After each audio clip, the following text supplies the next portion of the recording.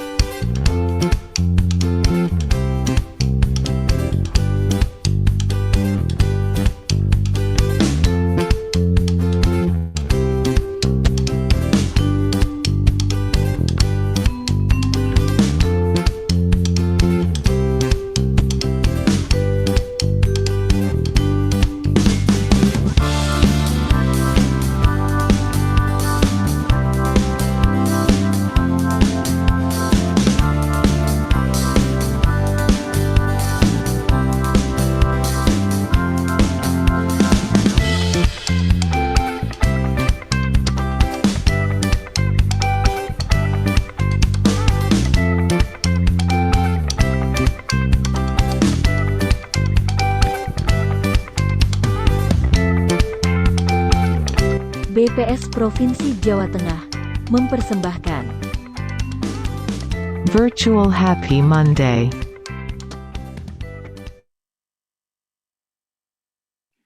Assalamualaikum warahmatullahi wabarakatuh.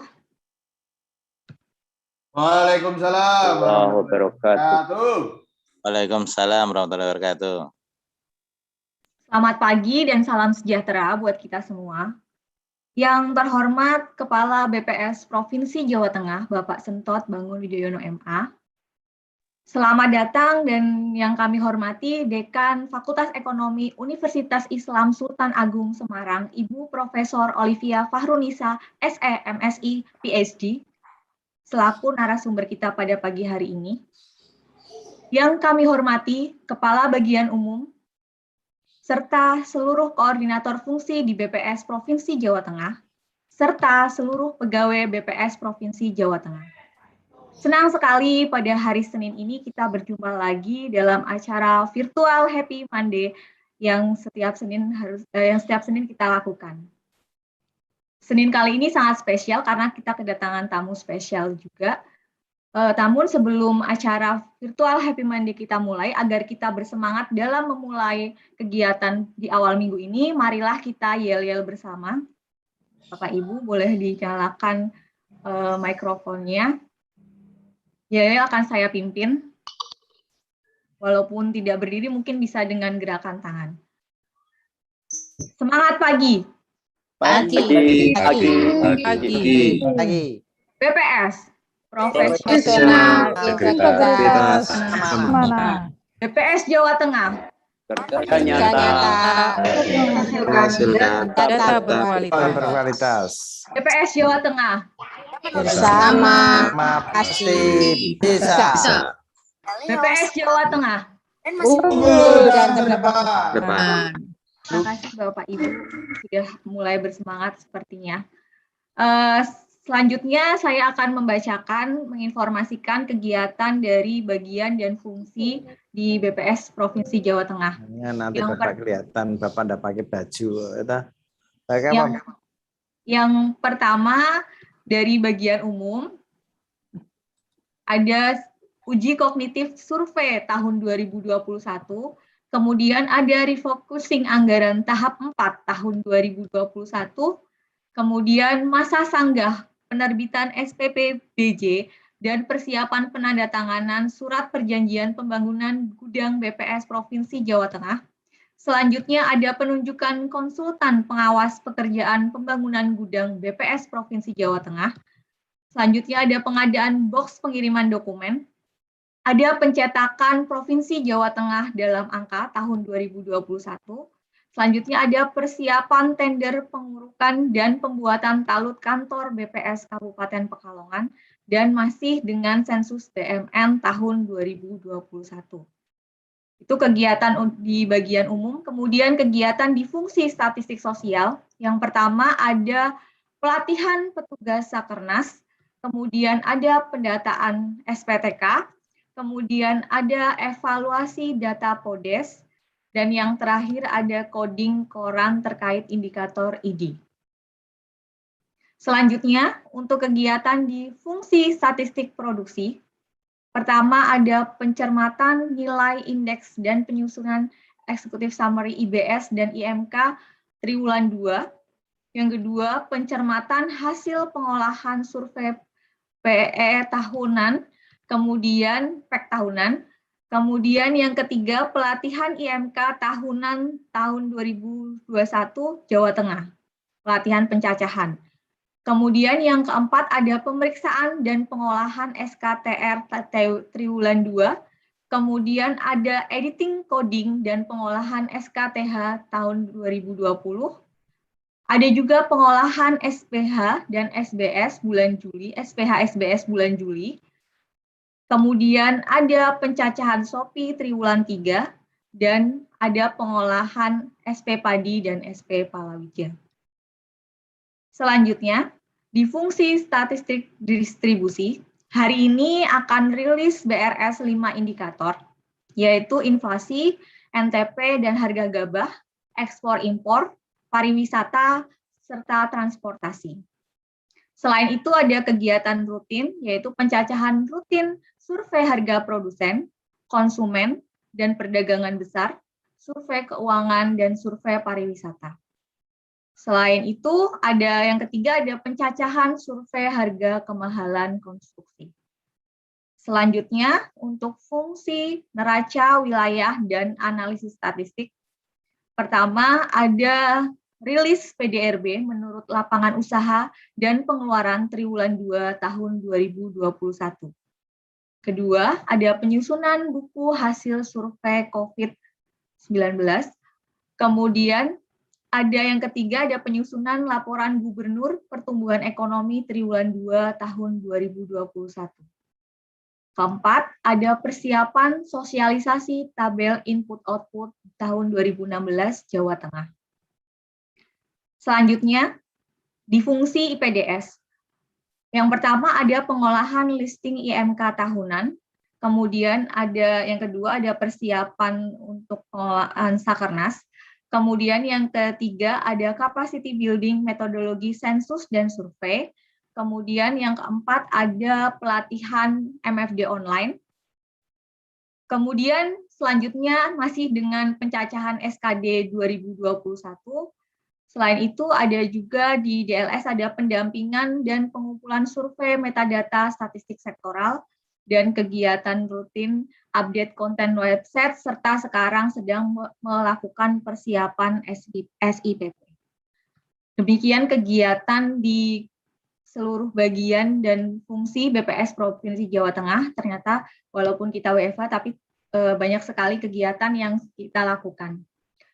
Sebelum kita mendengarkan materi dari narasumber, marilah kita dengarkan welcome speech dari Kepala BPS Provinsi Jawa Tengah. Kepada Bapak Sentot Bangun Wijoyono MA, dipersilahkan.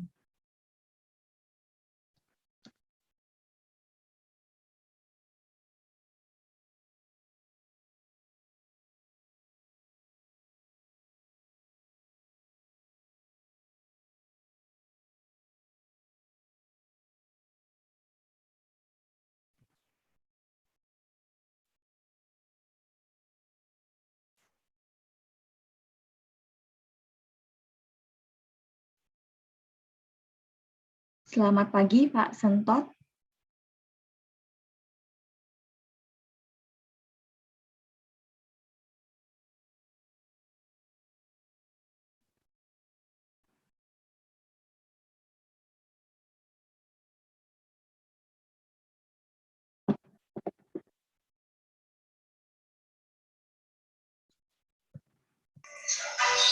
Mohon izin Pak Sentot. Ya. Ya belum ada. Gimana, Mas? Belum ada. Tapi sudah ada, cuma ini dicari ya.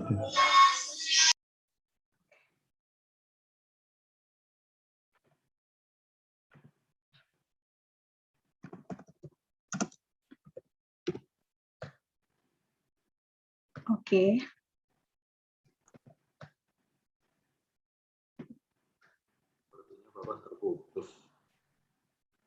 Baik. Sepertinya Bapak sedang ada kesibukan lain. Selanjutnya mungkin kita lanjut langsung aja. Mbak Pristi, Bapak terkendala koneksi. Oh, nggih, Pak. Tadi sudah masuk, Bapak. Oh, nggih. Terkendala koneksi, jadi mungkin bisa lanjut ke materi dulu aja. Oh, nggih. Makasih Mas Dwi informasinya. Siap. Ya, karena Bapak masih terkendala dengan koneksi, maka kita langsung ke materi dulu. Mungkin nanti baru Bapak akan menyampaikan. Sebelum penyampaian materi dari Profesor Olivia Farunisa, saya akan membacakan dulu kurikulum kita dari Profesor Olivia Farunisa, SE, MSI, PhD. Beliau adalah guru besar ilmu manajemen dan peneliti senior di Fakultas Ekonomi dan Bisnis Universitas Islam Sultan Agung, Semarang, Indonesia. Beliau lahir di Kudus tahun 1975 dan memulai karirnya pada tahun 2000 sebagai dosen dan peneliti di fakultas. Beliau lulus dari Fakultas Ekonomi dan Bisnis Universitas Islam Sultan Agung dan memperoleh gelar Master of Science di bidang manajemen sumber daya manusia dari Universitas Gadjah Mada, Indonesia, dan beliau melanjutkan PhD-nya di Curtin Business School, Australia pada tahun 2008. Kemudian beliau adalah anggota aktif dari Academy of Management, Society of Human Resources Management, dan ICHMI. Tulisan beliau sangat banyak. Selanjutnya, marilah kita dengar materi dari Profesor Olivia Farunisa, SE, MSI, PhD. Silakan, Profesor, waktu dan dipersilahkan. Baik. Terima kasih kepada Mbak Pristiana Diah selaku yang sudah mengantarkan saya pada pagi hari ini. Bapak Ibu sekalian yang saya hormati, izinkan saya untuk memulai sesi saya. A'udzubillahi minasyaitonirrajim. Bismillahirrahmanirrahim. Assalamualaikum warahmatullahi wabarakatuh. Waalaikumsalam warahmatullahi wabarakatuh. Alhamdulillahirabbil alamin wassalatu wassalamu ala asrofil anbiya'i wal mursalin sayyidina wa maulana Muhammadin rabbi shrahli sadri wa yassirli amri wahlul 'uqdatam min lisani yafqahu qauli asyhadu an la ilaha illallah wa asyhadu anna Muhammadar Rasulullah.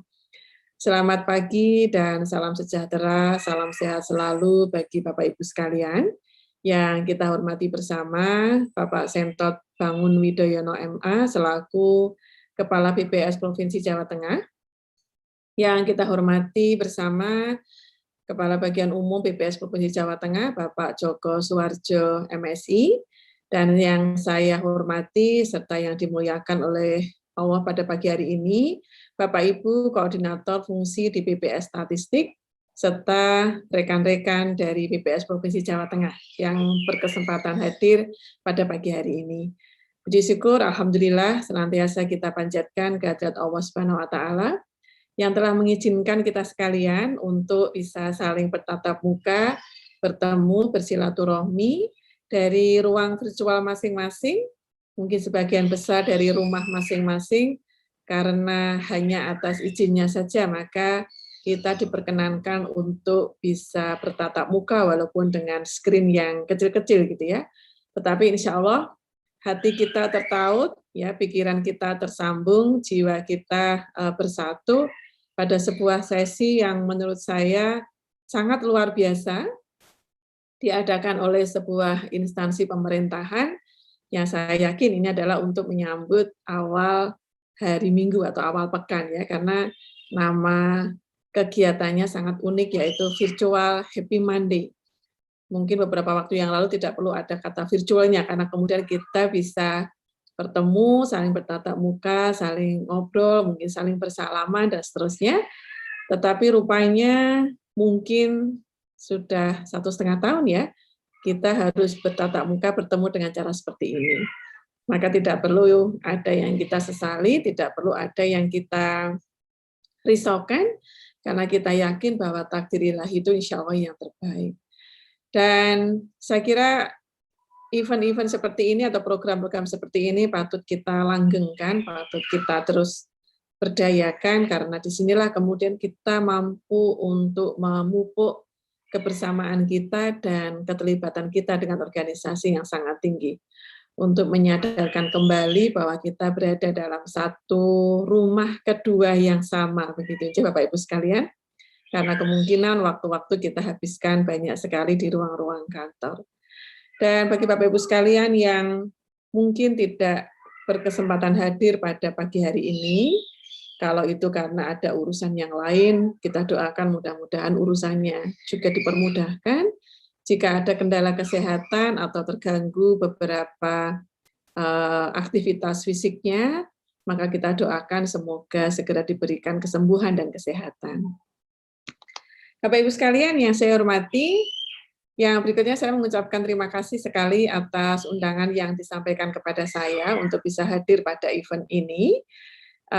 Dan tema yang diberikan sangat menarik karena berkaitan dengan bagaimana pada situasi sekarang ini nampaknya kebutuhan kita untuk berempati dengan anggota-anggota organisasi, baik itu secara internal maupun eksternal, sangat lebih dituntut dibandingkan dengan beberapa situasi yang lalu. Ya, sehingga nanti mungkin insya Allah dalam beberapa waktu ke depan saya akan sedikit sharing saja apa-apa yang saya alami, apa-apa yang mungkin saya ketahui, apa-apa yang pernah saya baca terkait dengan bagaimana beberapa institusi itu juga kalau panjenengan sekalian perhatikan, maka mereka sedang fokus untuk membangun empathy based organization, ya, atau organisasi yang berbasis dengan empati. Saya yang kebetulan tergabung dalam sebuah institusi pendidikan, yaitu Universitas Islam Sultan Agung, terutama di Fakultas Ekonomi, maka seperti panjenengan perso bahwa proses pendidikan adalah salah satu industri yang kemudian diharapkan untuk fully bekerja dan belajar dari rumah. Jadi ini menjadi tantangan bagi kami semua juga di perguruan tinggi bahwa bagaimana kemudian bisa shifting secara cepat untuk melaksanakan semua tugas dari rumah dengan tingkat produktivitas yang tidak boleh menurun, harus meningkat, tetapi di tengah dengan beberapa situasi yang kadang-kadang membuat hati kita itu terenyuh gitu ya. Ada mungkin teman-teman kita, saudara kita, yang kebetulan kemudian ditakdirkan untuk mencicipi bagaimana rasanya terdampak COVID, atau mungkin teman-teman kita pelaku usaha di sekitar kita yang kemudian harus terdampak secara ekonomi dan sosial, maka mau tidak mau kemampuan untuk berempati ini menjadi semakin dituntut. Nah, Bapak Ibu sekalian, yang berikutnya kalau BPS itu sepertinya sudah tidak asing lagi bagi kami, terutama saya di Fakultas Ekonomi, karena beberapa mahasiswa dan juga alumni dari terutama dari program studi Magister Manajemen itu banyak sekali yang dari BPS Jawa Tengah ya. Dan salah satunya yang saya tahu yang sangat membanggakan bagi saya adalah Mbak Dwi Indriastuti, ini salah satu mahasiswa bimbingan saya, lulus tahun berapa ya barusan sebelum COVID kalau tidak salah ya. Dan dia adalah salah satu yang sangat berprestasi, wisudawan terbaik, dan sangat pada saat kuliah itu betul-betul menjiwai kepemilikannya sebagai staf di BPS, karena sering sharing dengan teman-teman satu kelas, dengan saya tentang bagaimana mengimprove situasi kerja dan bagaimana untuk membuat diri kita itu sebagai agen-agen perubahan.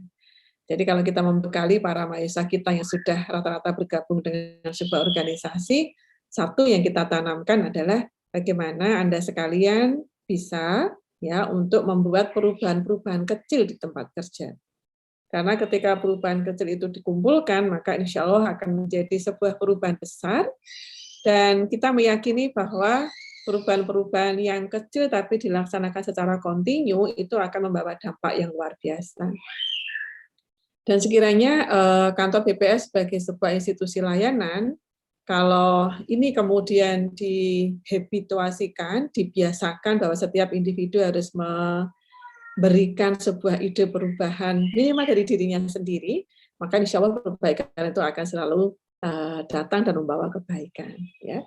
Nah, Bapak Ibu sekalian, sebagai seseorang yang bekerja dengan banyak interaksi pada manusia, ya seperti Bapak Ibu sekalian, dan juga mungkin seperti kami sebagai seorang pengajar dan layanan kepada manusia, itu kepemilikan akan empati pasti akan meningkatkan kualitas layanan yang kita berikan. Karena yang kita layani itu adalah manusia. Karena yang kita layani itu adalah orang yang memiliki hati dan jiwa. Berbeda kalau kita itu hanya melayani non-human, ya non-human related. Itu pasti akan membutuhkan tingkat empati yang berbeda. Nah, ditambah kemudian beberapa situasi terakhir ini, kemudian sebagian mungkin ya orang-orang di sekitar kita, entah itu rekan kerja, atau kemudian mungkin anggota organisasi kita, anggota staf kita, bawahan kita, atau mungkin pimpinan kita, yang kemudian mendapatkan beberapa cobaan untuk melewati situasi ini dengan menyedihkan gitu ya. Ada peristiwa-peristiwa yang membuat mereka kemudian harus ekstra mengalokasikan sumber daya pribadinya. Nah, tetapi tentunya situasi-situasi ini banyak organisasi yang menuntut untuk jangan sampai mengganggu gitu ya, mengganggu proses layanan yang diberikan. Padahal mau tidak mau ketika misalnya, mohon maaf kalau seperti saya kemarin juga orang tua saya, ayah saya juga meninggal, itu saya juga sempat off harus 4 hari fokus pada taking care ayah saya dan juga adik-adik saya, juga anak saya begitu. Maka selama 4 hari itu rasanya juga mau balik lagi ke kerjaan, itu membutuhkan beberapa penyesuaian. Belum lagi mungkin orang-orang di sekitar kita harus tiba-tiba siap ya untuk menggantikan beberapa tugas saya secara mendadak. Nah, bayangkan kalau kemudian frekuensi atau volume itu meningkat, sementara orang-orang di sekitar kita tidak biasa disiapkan untuk meletakkan empati pada porsinya, tidak berlebihan dan juga tidak minim atau bahkan tidak ada sama sekali, maka ini akan menjadikan sebuah situasi yang menyenangkan tentunya. Di mana orang-orang yang bekerja dengan kita atau situasi institusi kita adalah situasi yang ramah dengan anggota masing-masing dari organisasi kita.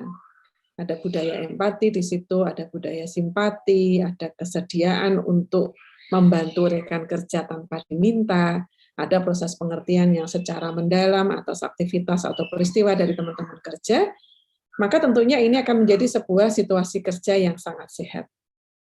Tetapi Bapak Ibu sekalian, banyak riset menunjukkan bahwa tidak banyak perusahaan atau organisasi yang siap dengan kondisi-kondisi seperti ini.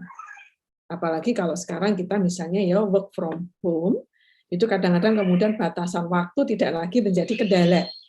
Ya. Orang tahunya pokoknya selagi you terkonek dengan internet, selagi kita kemudian pegang HP kita dan seterusnya, maka asumsinya adalah 24 jam 7 hari seminggu itu harus bisa dikontrak. Kalaupun responnya tidak lama-lama sekali gitu ya.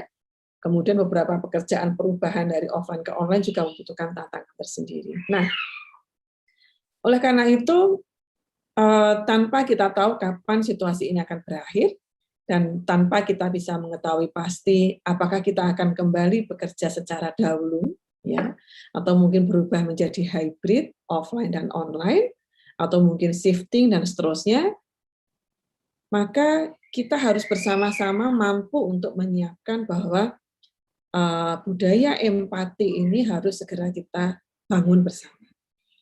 Nah, membangun kultur, membangun nilai ini tidak bisa kalau hanya kita letakkan pada pemimpin saja. Karena tanggung jawab kesepakatan nilai dalam sebuah organisasi itu ditentukan dari bagaimana orang-orang di dalamnya itu mampu memahami sebuah nilai yang akan dibangun dan menyepakati itu sebagai sebuah nilai bersama. Ya. Dan kalau Bapak Ibu sekalian perhatikan, ada banyak sekali tulisan-tulisan yang kemudian mengantarkan bahwa salah satu skill yang dibutuhkan oleh setiap anggota organisasi in the future itu selain agility, adaptability, yang terakhir adalah empati. Adaptability jelas, ya, bagaimana kita kemudian harus adaptif dengan setiap perubahan. Kalau saat ini kita berada pada perubahan karena krisis kesehatan yang berdampak pada krisis ekonomi, maka this is for sure, ya, sudah pasti itu kemudian harus punya. Kemudian kemampuan untuk agility atau kelincahan, lincah untuk mengatur diri, lincah untuk kemudian fleksibel dengan segala perubahan dan seterusnya, maka itu juga salah satu kemampuan yang next in the future itu harus kita miliki. Satu lagi yang kemudian ditengarai pada sebuah banyak survei, surveinya McKinsey, surveinya Deloitte, surveinya Indonesian Career, dan seterusnya, salah satunya adalah empati. Karena empati ini yang kemudian akan membawa kita untuk memikirkan tujuan organisasi itu sebagai tujuan bersama. Jadi kalau kita bergabung dengan sebuah institusi, kalau saat ini Bapak Ibu sekalian bertugas di BPS, maka tujuan BPS itu menjadi bagian dari tujuan diri kita. Kalau tidak, maka kita hanya akan bekerja seadanya, organisasi hanya running apa adanya, memberikan layanan hanya sekedar menyelesaikan tugas, dan seterusnya. Nah, saya memang menyukai hal-hal yang bersifat untuk bagaimana membangun sikap positif di tempat kerja. Karena kebetulan memang bidang kajian saya semenjak kuliah S1, kemudian lanjut bertugas sebagai dosen di Fakultas Ekonomi Unisula, kemudian lanjut mengambil Magister Sains di Gajah Mada, dan juga melanjutkan S3 di Australia, maka yang paling banyak saya geluti adalah tentang bagaimana situasi-situasi kerja itu yang sekiranya menyenangkan bagi anggota-anggota organisasi dilihat dari kacamata manajemen leadership.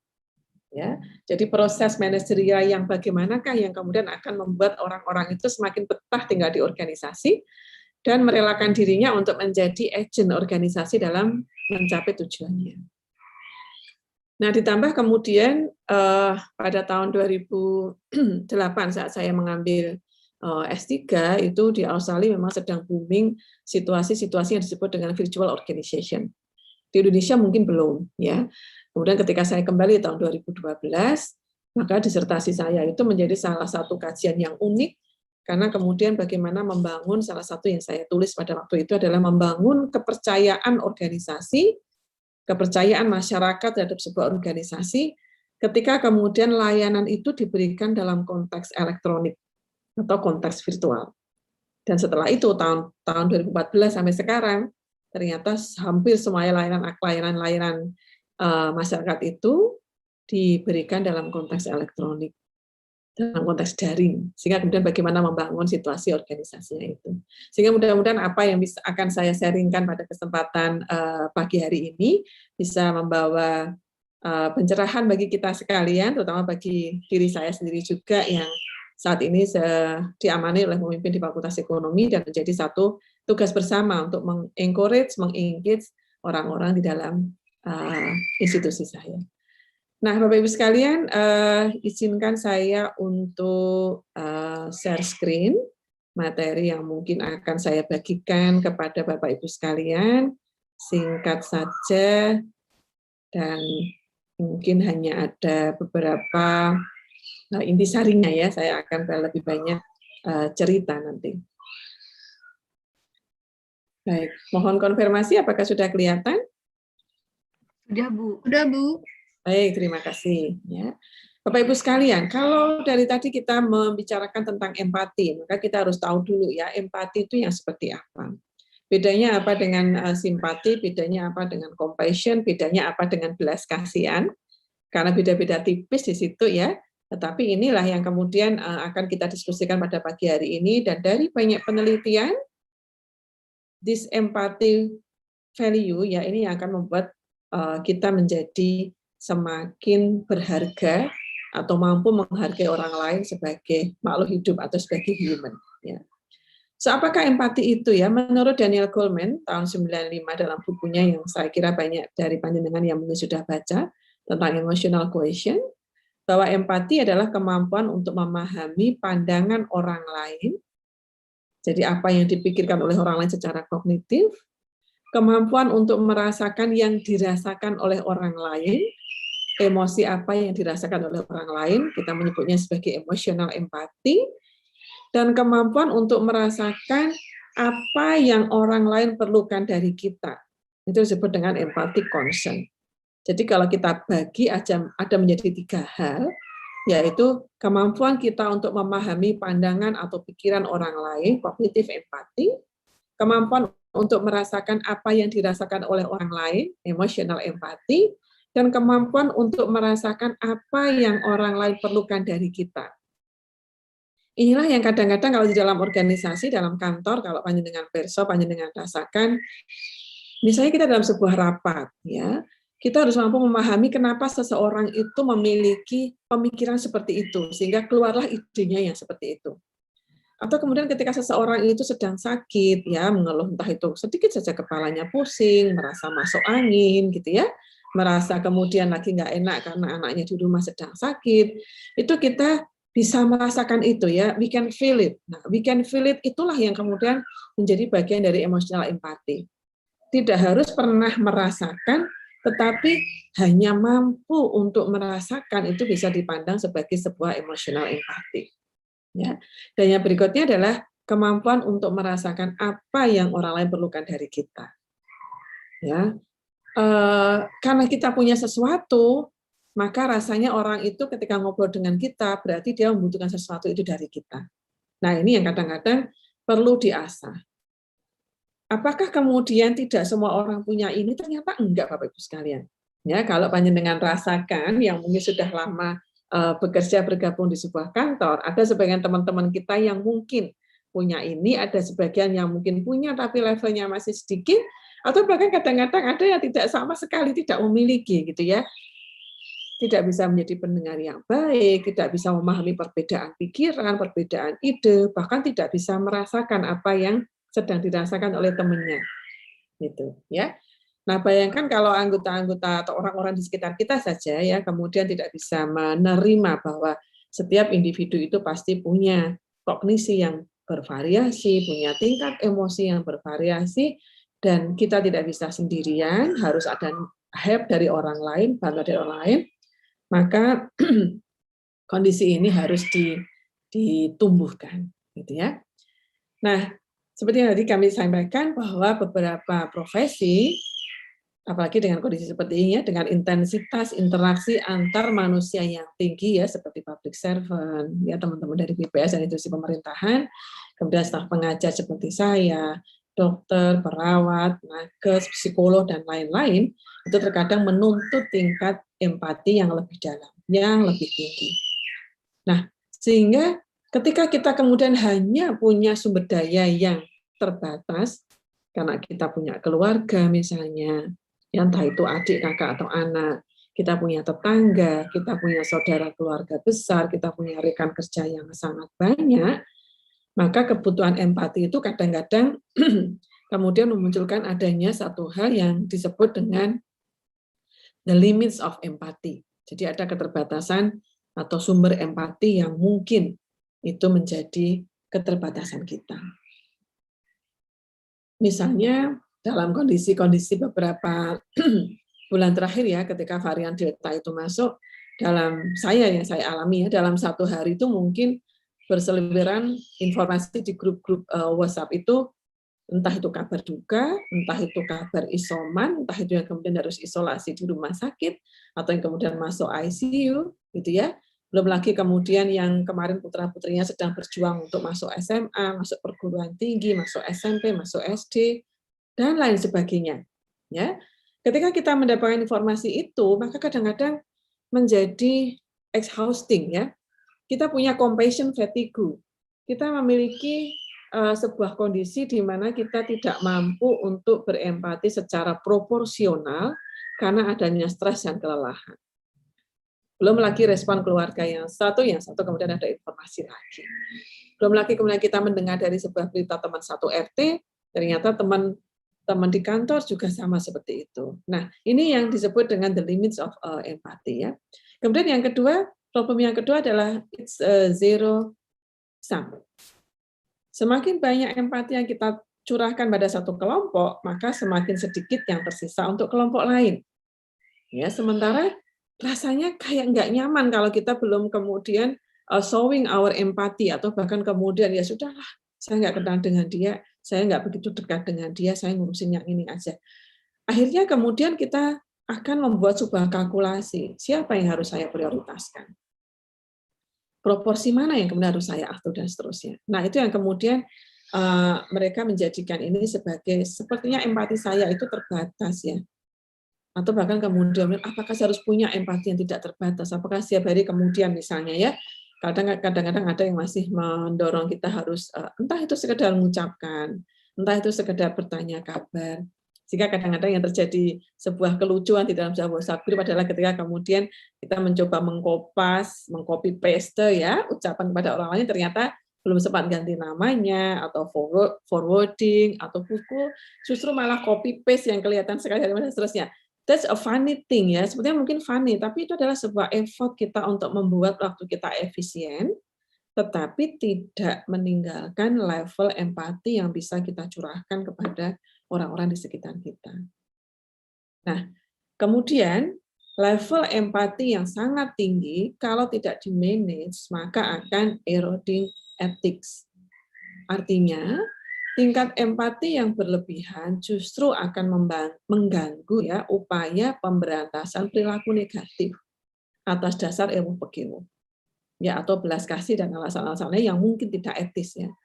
Contoh singkat ya, kita kemudian mau negur teman kita yang pakai maskernya kurang benar misalnya, atau dia setelah minum kemudian lupa tidak pakai masker kemudian lanjut ngomong dan seterusnya. Hanya sekedar itu kemudian menjadikan kemudian nanti dikiranya gimana dan seterusnya. Nah, kalau ini kemudian disadari maka eroding ethics ini akan berkepanjangan. Nah, dengan adanya kondisi the limits of our empathy, maka ada beberapa hal yang bisa kita lakukan untuk mengatasinya. Ya, yang pertama adalah dengan membagi pekerjaan. Artinya, di dalam sebuah organisasi, ketika itu ada banyak kelompok-kelompok besar, dan kita bisa membagi itu kepada porsi-porsi yang lebih kecil ya, atau semacam task force atau unit-unit kerja. Misalnya, siapa yang bertugas untuk membangun empati organisasi dengan pihak eksternal. Ya, contoh kalau BPS mungkin harus bekerja sama lintas fungsi dengan unit-unit yang lain di dalam government institution. Ya, kemudian kita dengar di sana ada begini-begini, maka pihak human relation yang kemudian bertugas untuk sekedar untuk mengucapkan atau mungkin memberikan karangan bunga kalau itu ada ucapan meninggal atau kemudian kebutuhan data dan seterusnya. Ya, artinya kemudian tidak semua orang itu, atau kalau kita berada dalam level pimpinan, maka tidak semua tugas untuk showing our empathy itu kemudian kita jalankan sendiri. Ya, karena kita juga punya keterbatasan. Ya, ada banyak orang-orang di sekitar kita yang juga harus kita berikan level of our empathy. Yang kedua adalah menata mindset win-win solution. Ya, win-win solution itu kita melakukan upaya untuk menghindari kejenuhan kebutuhan empati tadi dengan mencari solusi yang integratif untuk melayani kepentingan semua pihak. Sekarang banyak sekali kan yang kalau panjenengan perhatikan misalnya WA respon atau email respon itu dibuat otomatis, ya, sehingga orang ketika kemudian mengirim pesan kepada sebuah unit, ketika dia mendapatkan quick respon, walaupun quick responnya itu dari mesin, mereka merasa sudah dihargai. Oh ya, saya sudah direspon. Tapi itu menunjukkan bahwa oke, kita tidak mungkin melayani semua pihak itu dalam kurun waktu yang mungkin timeline-nya itu sama. Nggak boleh lebih dari 10 menit ketika ada pertanyaan yang masuk. Nggak boleh lebih dari 30 menit untuk memberikan respon. Oke, in the normal way, pada saat-saat yang normal, kita mungkin bisa membagi tugas seperti itu ya. Tetapi ketika kemudian itu harus dipikirkan bagaimana yang terbaik, dan kita harus mencari solusi yang integratif supaya kemudian itu menjadi sebuah kebutuhan layanannya untuk bisa tetap membagi our empathy resources, sumber daya empati kita.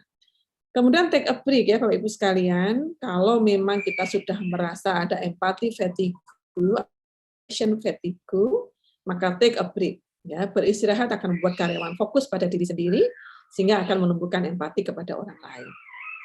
Ya. Ada sebuah penelitian yang dilaksanakan oleh mahasiswa saya di Magister Management itu. Dia bekerja di bagian perbankan, kemudian harus sebagian besar adalah work from office. Kemudian dia cerita kalau dalam satu hari itu bisa mengikuti Zoom meeting itu 6 kali sampai jam 4 sore. Sehingga muncullah yang disebut dengan Zoom meeting fatigue, atau dia disebut sebagai online meeting fatigue. Kemudian dia konsul ke kami, kira-kira bagaimana caranya ya, karena bisa jadi ke depan itu akan seperti ini. Bahkan fenomena nyambi online meeting, ya, kalau Bapak Ibu sekalian, mungkin pernah ada yang mengalami ya, itu dalam satu waktu dapat beberapa undangan, duduk manis di rumah, fokuskan pikiran kita, tapi kemudian ada 3 device yang nyala semuanya pada online meetingnya. Kita harus membagi itu. Nah, ketika itu kemudian diulang, ternyata riset menunjukkan itu akan menunjukkan sebuah fatigue, menunjukkan sebuah kelelahan yang akhirnya akan membuat kita tidak fokus. Ketika kita tidak fokus, jangankan memikirkan orang lain, ya, memikirkan diri sendiri saja mungkin belum bisa. Sehingga take a break, ya, rehat sebentar itu kemudian menjadi salah satu solusi. Kalau pernah melihat ada sebuah teknik yang mengatakan 25, 5, kemudian 10 kalau nggak salah ya. Jadi try to focus 25 menit ya pada sebuah pekerjaan, pada sebuah tugas, abaikan yang lain-lain dulu, mungkin tutup HP, tutup WA, tutup email dan seterusnya. Dan kita break 5 menit. Ya, kita break 5 menit, kemudian kembali untuk pemanasan 10 menit. Karena kalau kita living itu kadang-kadang fokusnya hilang lagi, harus mengumpulkan lagi, kemudian start lagi 25 menit untuk fokus lagi. Itu lebih produktif dibandingkan 2 jam kemudian kita never stop, atau 2 jam itu kemudian multitasking. Sepertinya multitasking itu bagus ya, in the one time ya, mungkin bisa sambil meeting, sambil balasi WA, balasi email ya, mungkin kalau di rumah putra-putrinya sedang sekolah maka harus menyiapkan bagaimana sekolahnya mereka dan seterusnya. Itu sepertinya very great gitu ya. Tapi ternyata riset yang saya baca itu tidak akan bisa membuat kita fokus. Pekerjaan bahkan tidak akan cepat selesai. Nah, maka fokus pada diri sendiri sesaat itu akan menumbuhkan empati kita kepada orang lain. Ya, untuk mengatasi adanya the limits of empathy tadi. Oke, kalau begitu, ketika kemudian masing-masing individu itu sudah memiliki atau menyadari bahwa ini menjadi sebuah kebutuhan di masa depan. Ini menjadi sebuah situasi yang tidak bisa kita hindarkan. Lalu bagaimana membangun budaya empati di tempat kerja? Bapak Ibu sekalian, perlu kita perhatikan bahwa membangun budaya tidak hanya menjadi tanggung jawab pimpinan. Pimpinan akan menginisiasikan, pimpinan akan melegalkan, tapi pembangunan budaya dan kepemilikan budaya itu menjadi tanggung jawab semua anggota organisasi. Ya, semua SDM-SDM yang ada di organisasi. Nah, saya ambil ringkasnya ada 3 hal yang mungkin perlu kita sepakati bersama untuk membangun budaya empati, sambil nanti mungkin bisa sharing apa-apa yang bisa ditambahkan di sini. Yang jelas yang pertama adalah mendukung growth mindset. Apa sih growth mindset itu? Growth mindset adalah orang atau individu yang memiliki sebuah keyakinan bahwa saya itu adalah manusia yang harus tumbuh dan berkembang. Tumbuh dan berkembang tidak hanya secara fisik, ya, tetapi juga secara mental dan spiritualnya. Kalau seseorang sudah menyadari bahwa saya itu harus tumbuh dan berkembang, karena Tuhan itu menciptakan manusia bukan tanpa manfaat, bukan tanpa peran, maka memperbaiki peran di dunia itu akan membutuhkan bekal-bekal yang harus update. Karena kita tidak bisa hidup saat ini dengan menggunakan pengetahuan masa lalu. That's impossible. Karena waktunya sudah berubah, zamannya sudah berubah, orang-orang yang kita layani juga karakternya berubah, maka the growth mindset itu akan membuat kita untuk selalu siap belajar. Nah, kesiapan untuk belajar inilah yang kemudian harus kita budayakan. Nah, salah satunya yang bisa dipelajari itu adalah empati. Bayangkan kalau seseorang itu punya fixed mindset, ya, fixed mindset itu yang merasa sudah cukup, udah nggak perlu belajar lagi, saya udah pengalaman kok. saya sudah pernah ini itu semuanya, oke, ya, sehingga kemudian tidak perlu mempelajari hal yang baru, tidak bisa memiliki adaptabilitas yang tinggi, termasuk di dalamnya adalah pasti tidak mau untuk menyiapkan diri menjadi pribadi yang bisa berempati dengan proporsional. Ya. Sehingga kepemilikan pada growth mindset inilah yang kemudian muncul dengan istilah yang disebut dengan long life learning atau belajar sepanjang masa. Belajar dalam hal ini dalam konteks tidak harus kemudian pergi ke kampus, pergi ke sekolah, pergi ke lembaga kursus, ya, tetapi dengan apa setiap hari, dari situlah kita mendapatkan lesson learn, kita mendapatkan sebuah pembelajaran. Nah, sebuah pembelajaran baru yang kita jadikan untuk kemudian memperbaiki diri. Nah, kemudian pemimpin akan terus mendukung dan mengkomunikasikan bahwa, hey, empati itu bisa diasah loh, empati itu bisa dibangun, ya, empati itu bisa kemudian diimplementasikan secara sedikit demi sedikit. Ya. Mungkin kita pernah berpikiran bahwa oke, anak-anak muda itu mungkin level empatinya lebih rendah dibandingkan dengan yang sudah usia lanjut. Anak muda mungkin sebaliknya, yang sudah sepuh-sepuh itu mungkin dianggap terlalu banyak memiliki empati. Sehingga dalam satu hari itu nggak banyak menyelesaikan pekerjaan, tapi roadshow dulu, yang mungkin sebelum COVID itu roadshow dari satu tempat ke tempat yang lain atau mungkin takziah, tapi kemudian melalui waktu seharian in the name of empathy, ya, dengan mengatasnamakan sebuah bangunan empati. Nah, ini yang kemudian harus kita budayakan, bagaimana kemudian kita bisa membangun empati tetapi dalam konteks yang proporsional dan tidak meninggalkan nilai-nilai kemanusiaan. Ya. Yang kedua adalah membangun bahwa norma positif dan benar itu penting. Ya. Karena begini, kita mempunyai sebuah value atau mempunyai sebuah kebiasaan yang itu dianggap sebagai sebuah budaya, padahal bisa jadi kebiasaan itu adalah bukan kebiasaan yang benar. Tetapi karena itu disepakati bersama, dijalankan bersama, ya, kemudian dianggap sebagai sebuah kebiasaan, maka itu dianggap sebagai sebuah budaya. Nah, terkadang yang dengan lantang mengemukakan pendapat itu dianggap benar. Jadi tidak melihat apa isi yang disuarakan begitu ya, tapi kita melihat siapa orangnya yang ngendikan itu tadi, yang matur, yang menyampaikan itu tadi. Ya, siapa yang mengatakan? Kalau kita sudah punya benar, kalau yang dikatakan Bapak A itu pasti benar, kalau yang dikatakan Ibu B itu pasti benar. Kita nggak boleh bantah, kita nggak boleh defend dan seterusnya. Sementara mungkin yang lain itu karena tidak punya mentality untuk menyuarakan, atau mungkin dia terbiasa menyuarakan dalam bentuk tulisan, maka kadang-kadang yang benar ini malah nggak kelihatan, gitu. Ya. Kita perlu membangun sebuah kebiasaan mendukung para individu yang berperilaku baik secara normal, walaupun mereka tidak lantang. Tidak lantang artinya tidak menyuarakan, ya, tidak heboh, tidak membangun koalisi itu bahasanya, ya. Nah, ini akan menumbuhkan norma kebaikan secara kolektif. Karena masing-masing individu, ya, kemudian di situ dia akan merasakan bahwa if we can share a good things, gitu ya, kalau kita bisa sharing hal-hal yang baik dan benar dengan media apapun, maka akan didukung oleh organisasi dan itu akan menular. Itu. Nah, tularan-tularan itulah, virus-virus kebaikan itulah yang harus kita bangun bersama. Okay? Dan ini perlu dukungan dari semua pihak, tidak hanya dari pimpinan saja. Yang berikutnya adalah culture leaders dan kerjasama dengan mereka.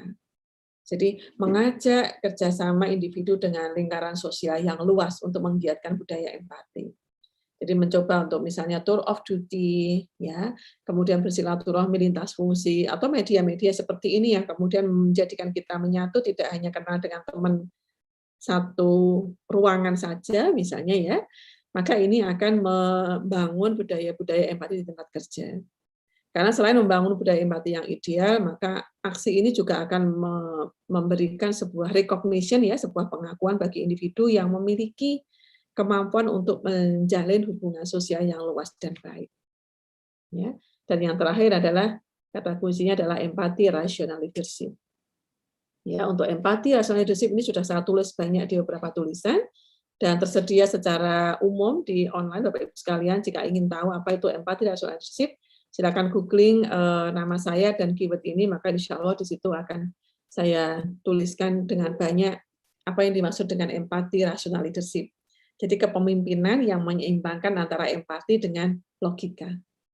Karena khawatirnya kalau kemudian logika saja yang dijalankan, empatinya nggak tumbuh.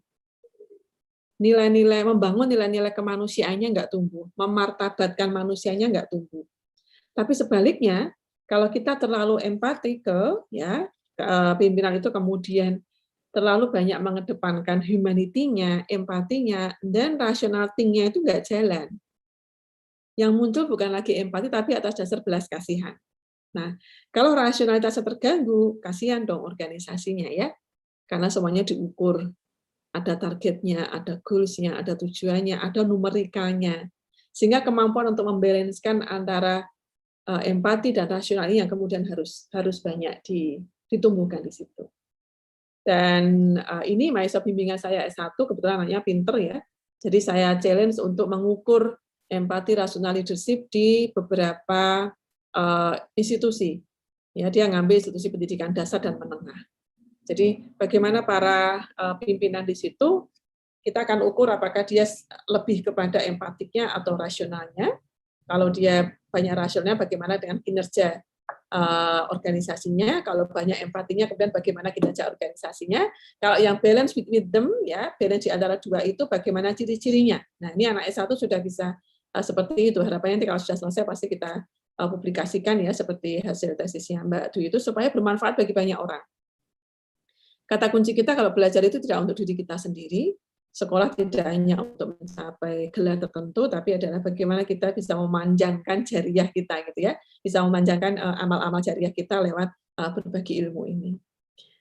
Kemudian Bapak Ibu sekalian, nah kenapa sih kemudian empati itu dibudayakan, ditumbuhkan, gitu ya? Karena tadi ya empati itu akan membuat kita untuk lebih peka dan memahami apa yang sedang terjadi, termasuk untuk diri kita. Kalau kita misalnya lagi banyak kerjaan, ya, lagi banyak deadline, lagi banyak tuntutan dari atasan untuk membuat laporan dan seterusnya, ya. Kalau kita tidak mampu mendengarkan suara bahasa tubuh kita, maka kita sampai tidak punya sebuah warning bahwa kamu sudah terlalu banyak bekerja, kamu screen time-nya sudah terlalu banyak, sehingga sinyal-sinyal tubuh yang menyatakan kesehatan harus dijaga itu kemudian tidak lagi muncul. Akibatnya pasti berbagai macam sumber-sumber sakit gitu ya, itu akan numpuk di situ. Nah, selain itu juga akan membantu kita untuk mengetahui apa yang dirasakan oleh teman-teman kita. Kalau saya, ya misalnya kita sebagai pekerja, sebagai staf, kemudian kita memberikan tugas kepada teman. Kalau kita nggak punya empati, kita nggak bisa ngukur kira-kira pekerjaan ini bisa diselesaikan dia dalam kurun waktu berapa. Ya, tapi kalau kemudian dia bilang, oh misalnya entah itu baru lahiran, misalnya dia mau punya baby atau punya putra sekian tahun, atau kemudian suaminya mungkin sedang sakit atau istrinya sedang bagaimana dan seterusnya, then kita bisa berpikir, ya dengan kondisi seperti ini, maka sepertinya segi ini workload-nya, beban kerjanya dia seperti itu. Nah, bayangkan kalau orang-orang di tempat organisasi kita memiliki daya empati seperti itu, maka insya Allah ya itu akan menjadi tempat kerja yang menyenangkan. Karena tidak ada lagi istilahnya kita ngerundel ya, kita kemudian berkeluh kesah, kita kemudian kok kayaknya nggak ada yang bantuin ya, kok kayaknya ini kejam banget ngasih tugasnya segini, memang ini job desk saya, tapi kan dan seterusnya. Itu kan menjadi situasi kerja yang tidak menyenangkan, yang pada satu titik tertentu itu pasti akan membuat sebuah kalau saya bilang itu toxic ya, toxic relationship, toxic behavior, dan seterusnya. Kemudian empati akan melatih kita untuk mengelola emosi diri, sehingga akan membantu situasi kerja kita dan mendukung semua agenda pekerjaan kita itu selesai dengan joy and happiness, dengan senang, tidak dengan tekanan, tidak dengan rasa sedih, tidak dengan dengan berat hati dan seterusnya. Ya, sehingga ini menjadi satu hal yang mudah-mudahan bisa kita pahami dan mari kita bersama-sama untuk membiasakan hal-hal ini, ditambah lagi dengan situasi-situasi yang sekarang ini. Gitu, ya. Dan Bapak Ibu sekalian, perlu kita perhatikan tadi bahwa the limits of empathy, jadi kemampuan kita untuk berempati kepada orang lain bukan kemudian tanpa batas, ya. Perlu diperhatikan bahwa kita pun harus bisa memilah, kuncinya dengan tadi ya, membagikan tugas kepada teman-teman yang lain. Kemudian yang kedua, membiasakan bahwa tidak harus yang dikatakan oleh Bapak A, Bapak B, Bapak C, Ibu A, Ibu C, itulah yang paling benar, enggak. Tapi siapapun yang kemudian, walaupun tidak dengan suara keras melantangkan kebaikan, maka itu yang harus kita akui sebagai sebuah nilai.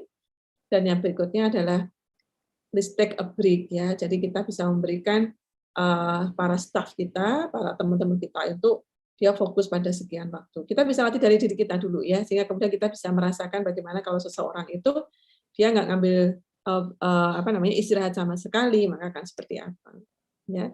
Dan ini saya quote dari Alethea Luna yang mengatakan bahwa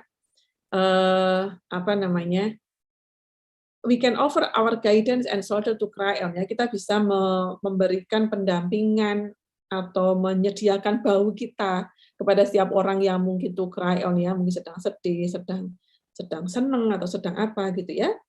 Tapi tanggung jawab kita itu tidak pada bagaimana menyelesaikan pekerjaan orang lain atau masalah orang lain dan surrounding-nya. Tapi kita harus menyadari bahwa seadanya atau secara proporsional, dalam bahasa saya ya, proporsional untuk membantu tanpa diminta itu juga mungkin lebih baik, kesediaan untuk bekerja sama, berkolaborasi dan seterusnya, tetapi please be remember bahwa penyelesaian pekerjaan mereka itu adalah tanggung jawab mereka. Ya, karena khawatirnya, mohon maaf ya, kemarin mungkin kita sering dengar berita di televisi atau di beberapa media itu ada juga loh ternyata para karyawan itu yang menunjukkan atau membawa surat rekomendasi bahwa dia itu positif, kemudian harus isoman, tapi ternyata enggak. Hanya karena pengen dapat break aja, dapat tunjangan, dapat macam-macam. Kita sampai, Masya Allah, itu kalau misalnya nanti betul-betul dia kena, seperti apa gitu.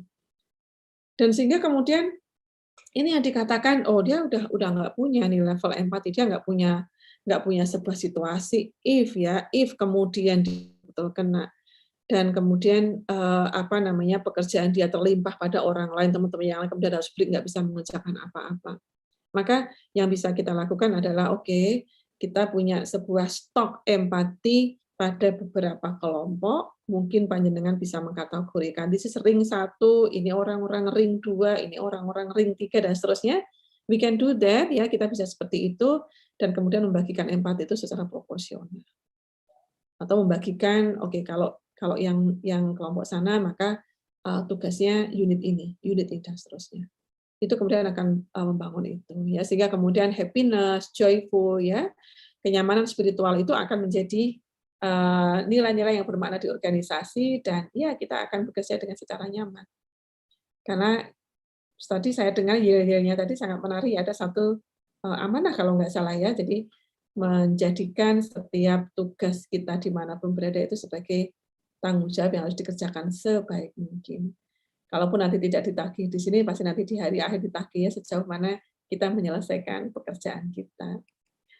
Dan Bapak Ibu sekalian, maka mungkin ini yang bisa saya sharingkan sedikit, tapi mudah-mudahan bermakna dan menginspirasi dan bisa menjadikan motivasi di awal minggu, motivasi di hari Senin begini, Happy Monday gitu ya, sehingga kemudian kita akan terus memberikan yang terbaik bagi institusi kita, memberikan yang terbaik bagi profesi kita, dan yang paling penting adalah memberikan yang terbaik bagi diri kita sendiri.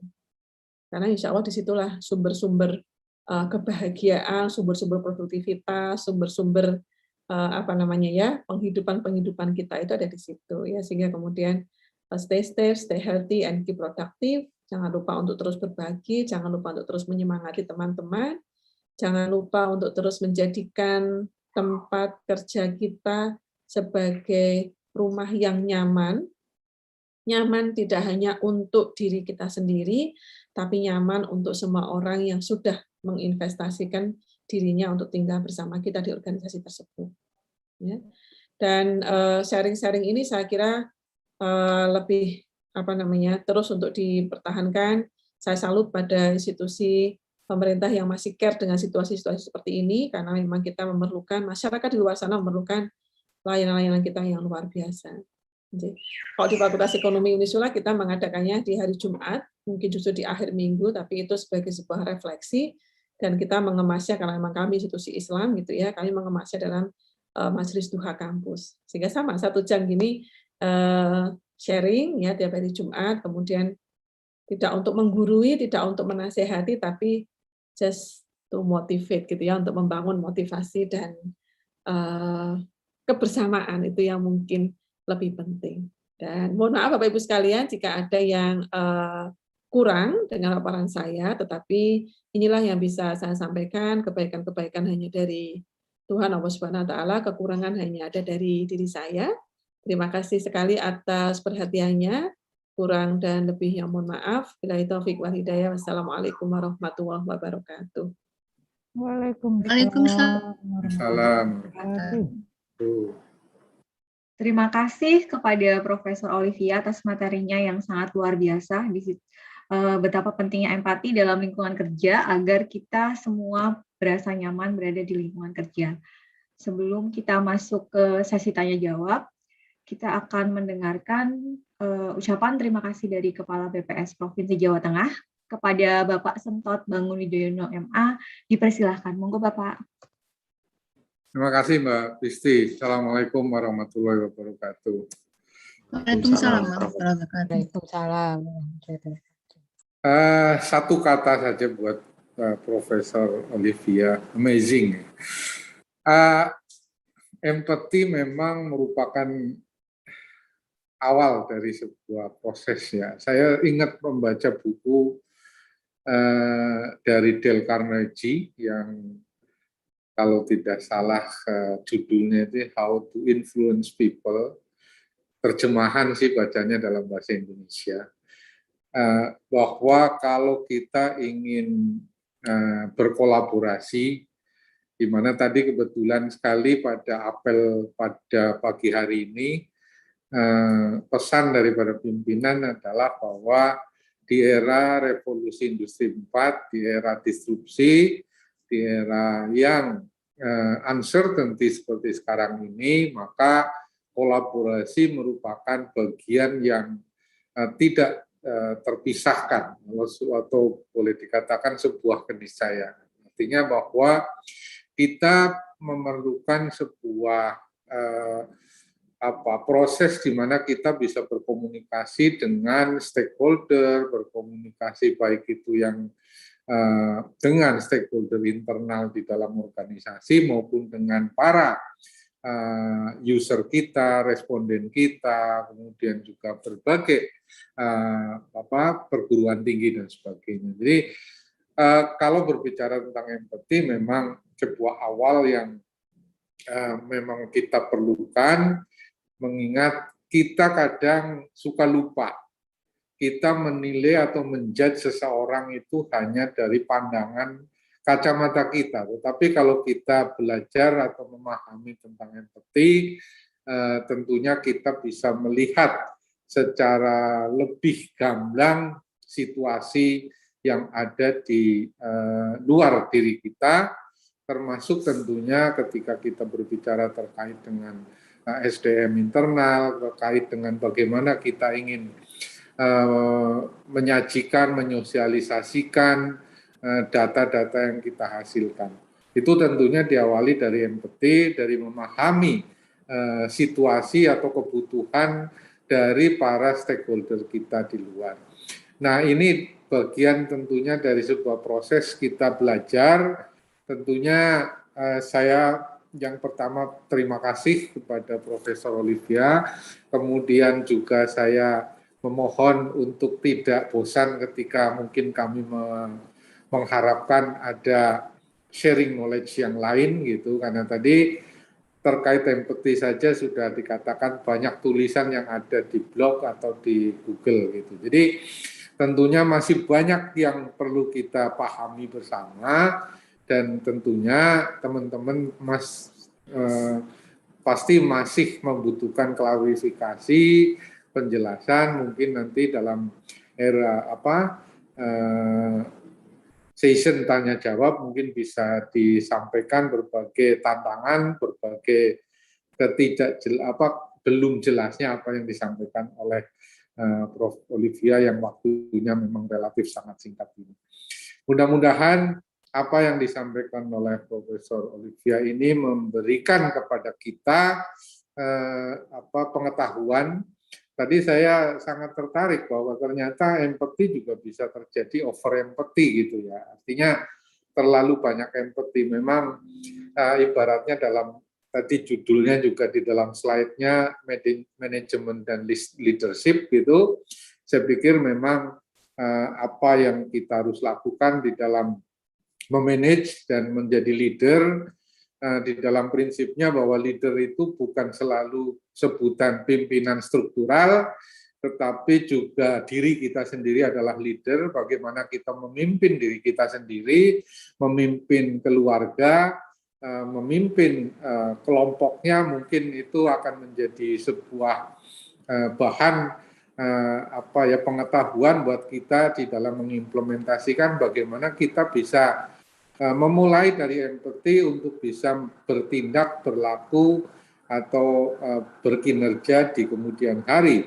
Sehingga mudah-mudahan apa yang disampaikan dalam waktu singkat ini memberikan pemahaman kepada kita, terutama dalam kita mempunyai metode komunikasi sebagai dalam kerangka mentoring maupun coaching, kita bisa memahami dulu seperti apa. Karena ada satu prinsip mengatakan bahwa tidak ada orang lain yang bisa mengubah diri kita kecuali ketika diri kita ingin mengubah apa yang ingin kita lakukan. Dan itu tentunya kalau kita sebagai seorang leader, sebagai seorang pemimpin, baik itu diri sendiri maupun keluarga, kita harus memahami dulu dengan cara empati apa yang ingin kita ketahui dari apa yang akan kita ajak berkomunikasi.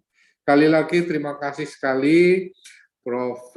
Olivia, tentunya suatu waktu kami mungkin akan bertemu lagi walaupun mungkin dalam situasi Zoom, karena memang situasi uncertainty masih terjadi seperti sekarang ini, dan tadi dikatakan bahwa memang ke depan barangkali komunikasi kita akan lebih banyak dengan menggunakan virtual dibandingkan dengan tatap muka langsung ketemu. Terima kasih sekali lagi, matur nuwun. Saya akhiri, Assalamualaikum warahmatullahi wabarakatuh. Waalaikumsalam. Waalaikumsalam warahmatullahi wabarakatuh. Terima kasih kepada Pak Sentot atas ucapan terima kasihnya. Untuk selanjutnya saya buka sesi tanya jawab untuk 1 atau 2 penanya. Mungkin silahkan Bapak Ibu yang ingin bertanya boleh raise hand atau bisa menanyakan melalui chat. Ada yang ingin bertanya?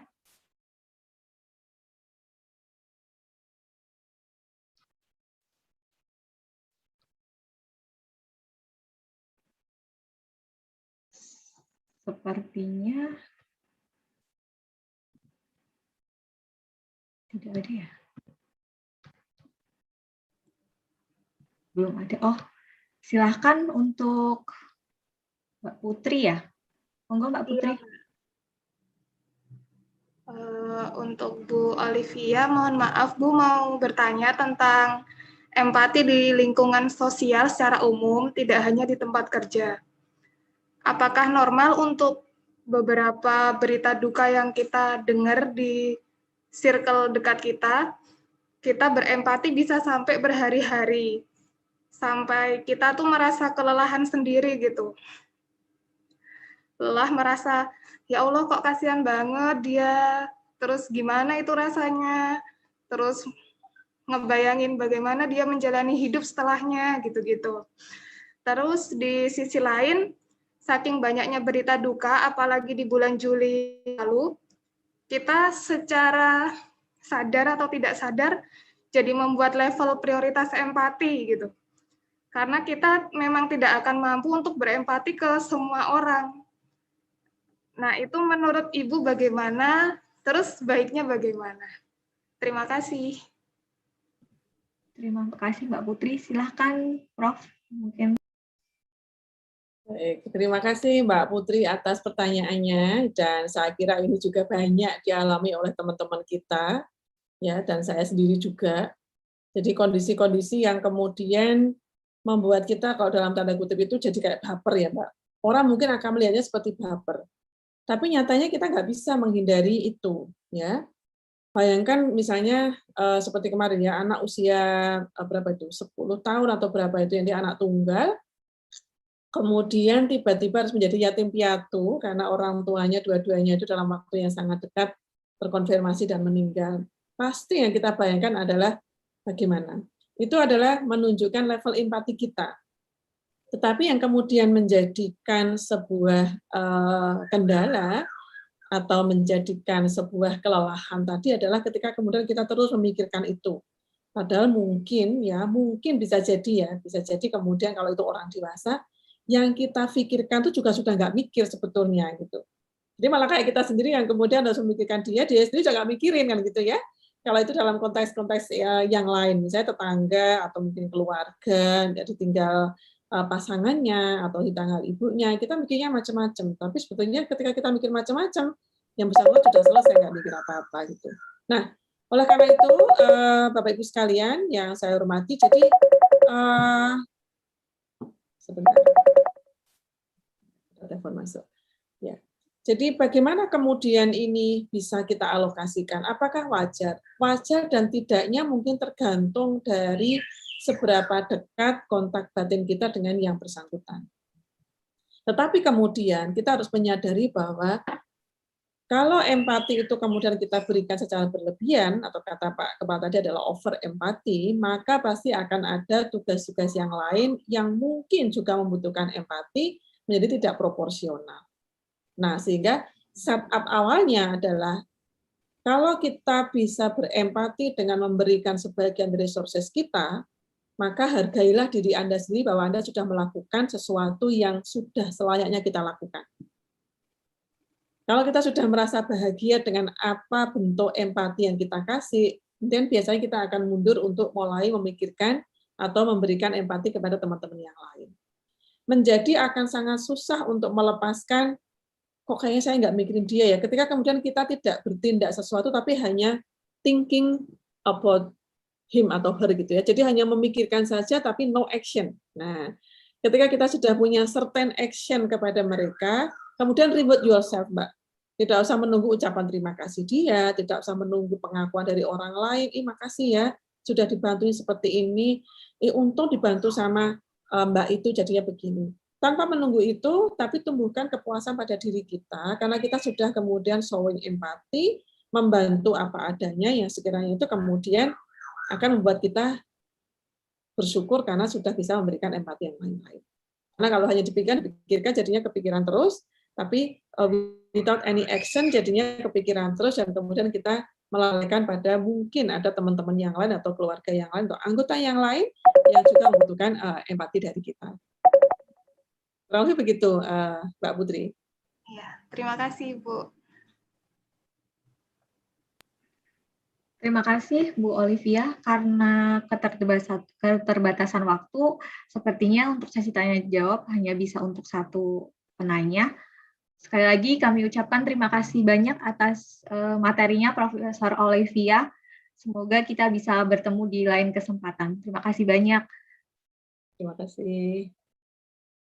Selesai sudah rangkaian acara virtual Happy Monday kita pada pagi hari ini. Namun sebelum kita menutup acara virtual Happy Monday, kita akan mendokumentasikan terlebih dahulu untuk berfoto bersama. Dimohon kepada seluruh Bapak Ibu untuk menyalakan videonya terlebih dahulu. Mungkin untuk foto bersama akan dipimpin oleh Mas Wahyu untuk aba-abanya. Silakan Mas Wahyu. Oke, Bapak Ibu, kita foto bersama ya. 1, 2, 3. Lalu slide videonya. Hidupkan videonya. 1, 2, 3.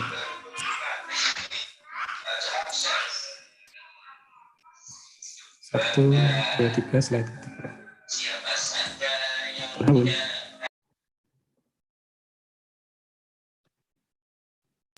Sudah, Mbak Kristi. Baik, terima kasih Mas Wahyu.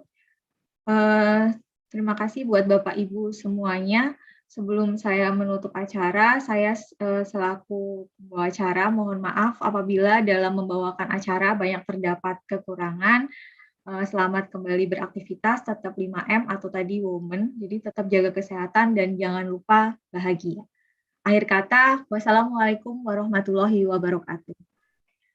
Waalaikumsalam. Waalaikumsalam warahmatullahi wabarakatuh.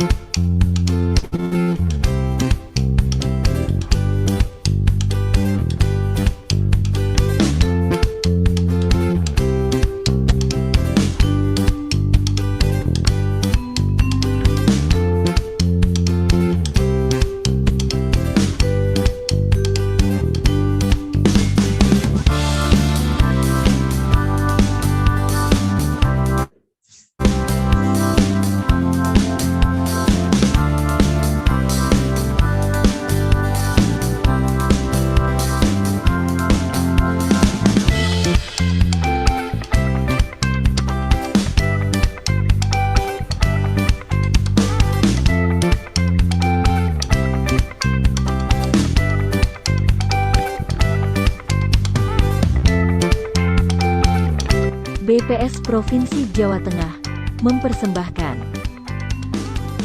Virtual Happy Monday.